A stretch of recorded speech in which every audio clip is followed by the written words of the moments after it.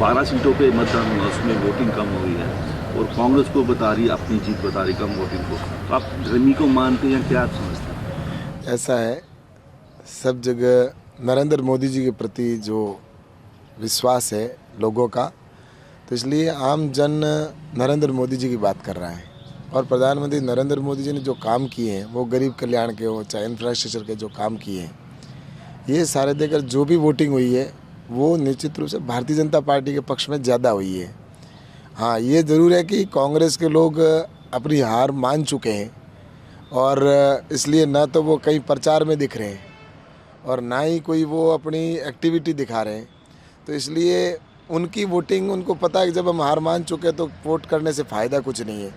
इसलिए जो भी मत पड़ा है वो भारतीय जनता पार्टी के पक्ष में पड़ा है और इसलिए मुझे लगता है कि भारतीय जनता पार्टी के जो जितने भी जहाँ भी वोटिंग हुई है सब जगह भारतीय जनता पार्टी के, चाहे अभी सट्टा बाज़ार में बात हो, चाहे आम पब्लिक की बात हो, तो चाहे सर्वे की बात हो, तो सब भारतीय जनता पार्टी की सारी सीटों भारतीय जनता पार्टी की आ रही है राजस्थान में। सर, आप केंद्र में मंत्री, बाड़मेर जैसे में लोकसभा क्षेत्र का प्रतिनिधि भी करते थे, कौन सा ऐसा काम है जो आपने सोचा था मैं करूंगा जो अब इलेक्शन बाद पूरा कर पाएंगे, जो आपका इच्छा हो? ऐसा है, मैंने मेरे लोकसभा क्षेत्र में केंद्र सरकार की जो योजना है वो तो इम्प्लीमेंट करवाई है, जिसमें चाहे गरीब कल्याण की योजना हो, चाहे दूसरे चाहे प्रधानमंत्री आवास बनाने की बात हो, शौचालय बनाने की बात हो, घर घर लाइट पहुंचाने की बात हो, ये सारे तो वही हैं।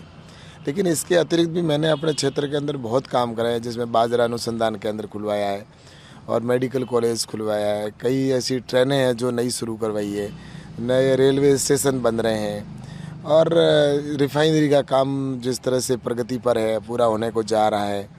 और इसी के साथ जैसा कि यहाँ पे रेल एयरपोर्ट है, उसकी ज़मीन अलॉट करवा दी है, एयरपोर्ट बनेगा। तो ऐसे कई हाईवे बनाए हैं, जैसे एक्सप्रेस वे बने हैं, भारतमाला की सड़कें बनाई है, लगभग 300 से अधिक डाकघर खुलवाए नए, वहीं पर 900 के आसपास जो नेटवर्क के लिए टावर लगवाए हैं। तो ये सारी चीज़ें हुई है, लेकिन इसके बावजूद भी राजस्थान में सरकार नहीं होने का हमें थोड़ा जो करना चाहिए था वो नहीं कर पाए, जिसमें हमारे यहाँ पे हर घर जल पहुँचना चाहिए था तो वो नहीं पहुँचा। दूसरा, एयरपोर्ट की ज़मीन नहीं मिली थी, जबकि भारत सरकार ने स्वीकृत कर दिया था, लेकिन वो एयरपोर्ट अब राजस्थान सरकार ने स्वीकृत किया, जब आई है तो तब एयरपोर्ट वहाँ पे बनेगा। तो ऐसे ही मैं ये कह सकता हूँ कि हमारे यहाँ नहर का पानी यहाँ पे आए, जो मेरी इच्छा थी। नदियाँ से नदियाँ जोड़ने का जो विषय था कि नदियाँ से नदियाँ जुड़ेगी तो हमारे इस रेगिस्तान मरुस्थली क्षेत्र के अंदर पानी जो समस्या उसका समाधान होगा। तो राजस्थान में अशोक गहलोत की सरकार थी, उन्होंने पड़ोसी राज्यों से कोई ऐसा MOU नहीं किया या उन्होंने लाने का प्रयास नहीं किया, या नर्मदा नहर और इंदिरा गांधी नहर के पानी को आगे बढ़ाने के कोई प्रयास नहीं किए। लेकिन अब हमारी डबल इंजन की सरकार बनी है, राजस्थान में भी सरकार है, केंद्र में बन रही है, तो इसलिए आगे आने वाले समय में नहरी पानी जो सिंचाई के लिए भी हम आगे लाएंगे। तो ये निश्चित रूप से हमारे हैं, युवाओं को रोज़गार मिले।